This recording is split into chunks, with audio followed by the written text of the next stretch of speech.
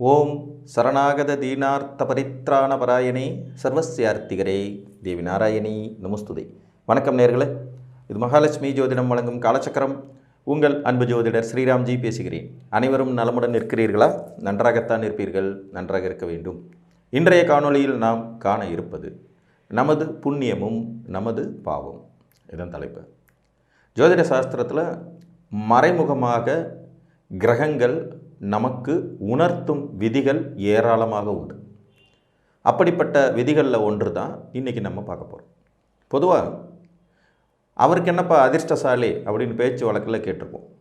அந்த மாதிரி வாழ்வியல் முழுக்க தங்களுடைய முற்பிறவியின் நற்பலன்களை அனுபவிக்க பிறந்தவர்கள் யார்?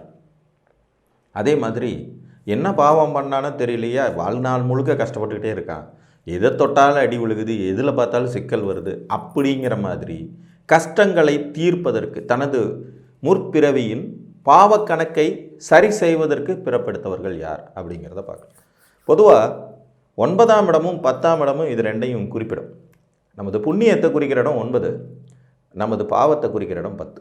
பாவத்தை குறிக்கிற இடம் எப்படி சார் 10 ஆகும்னு கேட்டிங்கன்னா, கர்மா அப்படிங்கிற அந்த வார்த்தையை நீங்கள் சரியாக உபயோகப்படுத்தணும்னா அது வேலையை குறிக்கும்னு நம்ம எல்லோரும் யோசிக்கிறோம். ஆனால் நமது கர்மாவை குறிக்கிறது தான் 10. காலபுருஷனுடைய 9ஆம் அதிபதியாக இயற்கையின் முழு சுபரான குருவை வச்சு காலபுருஷனுடைய 10ஆம் அதிபதியாக இயற்கையின் முழு பாவியான சனியை கொண்டு வைக்கும்போதே நம்ம அதை புரிஞ்சுக்கணும்.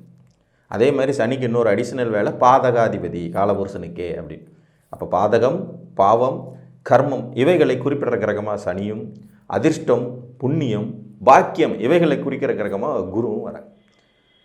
அப்போ எந்த ஒரு ஜாதகத்தில் குரு பகவான் பெரிய அளவில் கெட்டு போகாமல் வலுவாக இருக்காரோ அவர்கள் முற்பிறவியின் புண்ணியத்தை அனுபவிக்க பிறந்தவர்கள் அப்படின்னு எடுத்துக்கலாம்.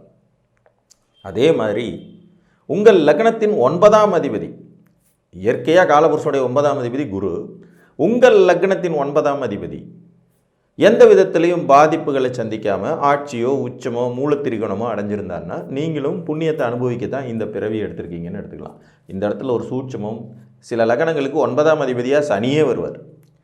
அப்போ சனியே 9ஆம் அதிபதியாக வந்து பாக்கியாதிபதியாக வலுத்திருக்கும் போது அதை நம்ம பெருசாக கெடுதல் அப்படின்னு எடுத்துக்கக்கூடாது. இது ரிஷப லக்னத்துக்கும் மிதுன லக்னத்துக்கும் பொருந்தும். ஏன்னா ரிஷப லக்னத்துக்கு 9ஆம் அதிபதி சனி, மிதுன லக்னத்துக்கு 9ஆம் அதிபதி சனி. அவர் வலுத்து இருக்கும்போது இங்கே பாவ பலன் அதிகமாக புண்ணிய பலன் அதிகமானு கேட்டால் ரெண்டும் கலந்து கொடுத்துரும். பட் குரு வந்து எல்லா லக்னங்களுக்கும் பொதுவானவர். எல்லா லக்னத்துக்களும் குரு வந்து ஒரு இயற்கை சுபருங்கிறதுனால அவர் வலுவாக இருக்கிற போது இப்பிறவியின் புண்ணியங்களை, அதாவது போன பிறவியுடைய நற்பலன்களின் மிகுதியை தொகுப்பை அனுபவிக்க நீங்கள் பிறந்திருக்கீங்க அப்படிங்கிறத நிச்சயமாக எடுத்துக்கலாம்.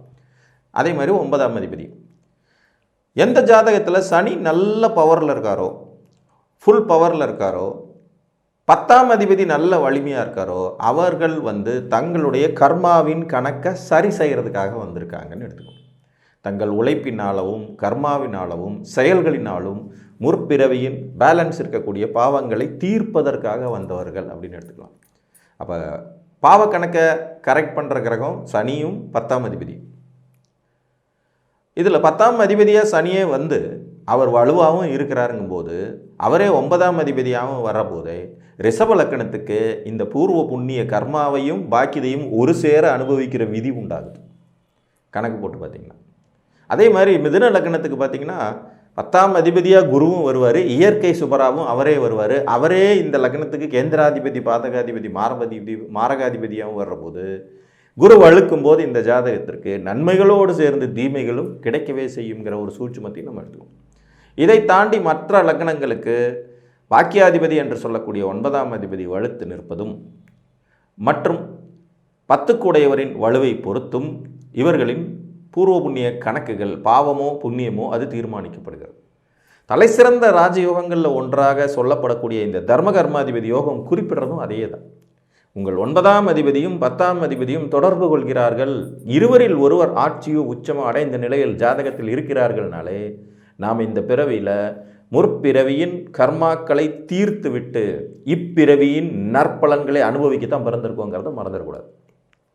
அப்போ தர்மகர்மாதிபதி யோகத்தில் பிறந்தவங்களுக்கு ஆரம்ப காலகட்டத்தில் ஒரு 30 வயசு வரைக்கும் வாழ்க்கையில் நிறைய பிரச்சனைகள், சண்டை சச்சரவுகள், தடைகள், தாமதங்கள், வம்பு வழக்குகள், கோளாறுகள் எல்லாத்தையும் கடந்து முடிச்சிட்டாலும் கூட அதன் பிறகு இருக்கக்கூடிய லைஃபுங்கிறது பார்த்திங்கன்னா நிச்சயமாக ஜென்யூனாக ரொம்ப பெரிய முன்னேற்றத்தை தரக்கூடியதா, வளர்ச்சியை நோக்கி நகரக்கூடியதா, உங்களுக்கு தொய்வில்லாத ஒரு முன்னேற்றத்தை தரக்கூடியதாக இருக்கும்.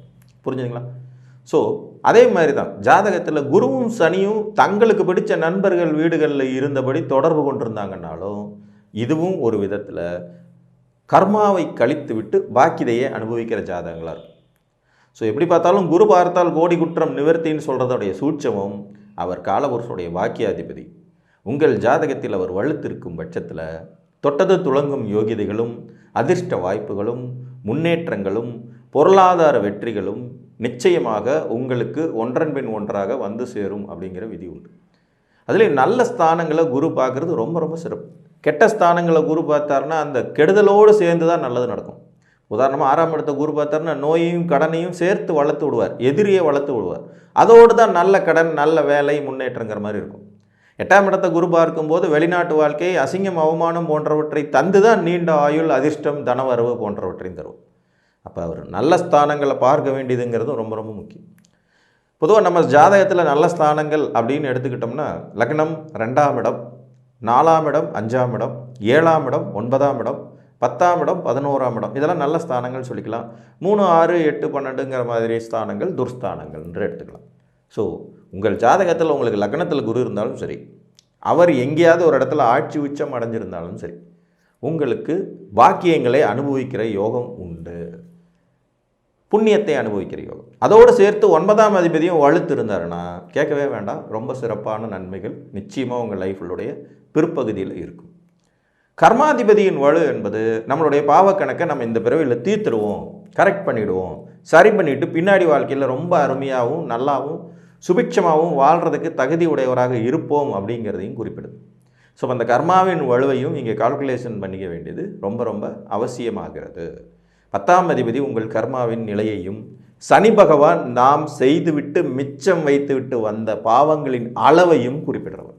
இப்போ லக்னாதிபதியாக சனியே வழுக்கும் போது நாம் கர்மாவை கழிச்சு தான் ஆக வேண்டியது இருக்கும். அதனால தான் மகர கும்ப லக்னங்களுடைய வாழ்க்கை முற்பகுதியில் பார்த்திங்கன்னா அவ்வளோ பெரிய சிறப்பாக இருப்பதே இல்லை. சாதாரணமான விஷயங்கள் மற்றவங்களுக்கு கிடைக்கிறது கூட இவங்களுக்கு கடுமையான போராட்டங்களுக்கு பிறகே கிடைக்கிது. ஏன்னா லக்னாதிபதியே சனிங்கிறது. சனி வலுத்த ஜாதகங்கள் சாதனையாளர்களாக உருவாகிறதுக்கு காரணம் அவங்களுடைய விடாமுயற்சி தான். மறுபடியும் முயற்சி பண்ணி எத்தனை தடவை அடி வாங்கினாலும் பார்த்துக்கலான்னு எழுந்து நிற்கக்கூடிய தகுதி கொண்டவர். இவங்களுக்கு இயற்கை சுபரான குருவின் தொடர்பும் கிடச்சிருச்சுன்னா இவர்கள்தே இந்த மேக்கர்ஸ் ஆஃப் டெஸ்டினி, தன்னுடைய விதியை தானே எழுதும் தகுதி கொண்டவர்கள் அப்படிங்கிற மாதிரி மாறுவாங்க. ஸோ காலபுருஷனுடைய 9ஆம் அதிபதி குரு, 10ஆம் அதிபதி சனி, இவர்களின் தொடர்பு நமது கர்மாவை தீர்த்துவிட்டு பின் வயதுகளில் சந்தோஷமாக இருக்க போகிறோம் என்பதை ஆணித்தரமாக கோடிட்டு காட்டக்கூடிய விதி. அதே மாதிரி உங்கள் ஜாதகத்தின் 9ஆம் அதிபதியோ 10ஆம் அதிபதியோ தொடர்பு கொள்வது, அவங்க 9லையோ 10லையோ வலுப்பெறது முதல் தரமான தர்மகர்மாதிபதி யோகமாக செயல்பட்டும் உங்களுடைய பாவங்களை தீர்த்துவிட்டு பின் வயதுகளில் மிகச்சிறந்த நன்மைகளையும் முன்னேற்றத்தையும் பெறப்போகிறீர்கள் என்பதை குறிப்பிடக்கூடியது தான். ஸோ உங்கள் புண்ணியத்தை குறிக்கக்கூடிய ஒரு 9ஆம் அதிபதியும் குருவும் இவர்களின் நிலையை பாருங்கள். நமது பாவத்தையும் கர்மாவையும் குறிக்கக்கூடியவர் 10ஆம் அதிபதியும் சனியும் இவர்களின் நிலையும் பாருங்கள். இந்த ரெண்டினுடைய கால்குலேஷன் அடிப்படையில் தான் ஒரு ஜாதகம் நல்ல பலன்களை பெறப்போகிறதா அல்லது கஷ்டங்களை சந்திக்கப் போகிறதா என்பது தீர்மானிக்க இயலும். ஆனால் எப்படி பார்த்தாலும் குரு சனி தொடர்பு இருக்கிற ஜாதகங்களுக்கு தங்களுடைய கஷ்டங்களையும் தாண்டி வளர்ச்சியை பெற்று விடுவார்கள். அதே மாதிரி தான் தர்மகர்மாதிபதி யோகம் இருக்கக்கூடிய ஜாதகங்களுக்கும் தங்களுடைய முற்பகுதி வாழ்க்கையில் பலவிதமான துன்பங்களையும் சிரமங்களையும் அசிங்க அவமானங்களையும் சந்தித்தாலும் பிற்பகுதி வாழ்க்கையில், அதாவது 30 வயசுக்கு மேலே அப்படியே ஸ்டார்ட் பண்ணிட்டா படிப்படியாக வளர்ச்சியும் முன்னேற்றத்தையும் நிச்சயம் பெற்றே தீருவார்கள் என்று கூறி உங்கள் ஜாதகத்தில் இந்த விதி அமைப்பு இருக்கிறதா என்பதை பார்த்து அறிந்து கொள்ளுங்கள் என்று கூறி மீண்டும் ஒரு காணொலியில் உங்களை சந்திக்கும் வரை உங்களிடமிருந்து அன்புடன் விடைபெற்றுக் கொள்வது உங்கள் அன்பு ஜோதிடர் ஸ்ரீராம்ஜி. நன்றி, வணக்கம்.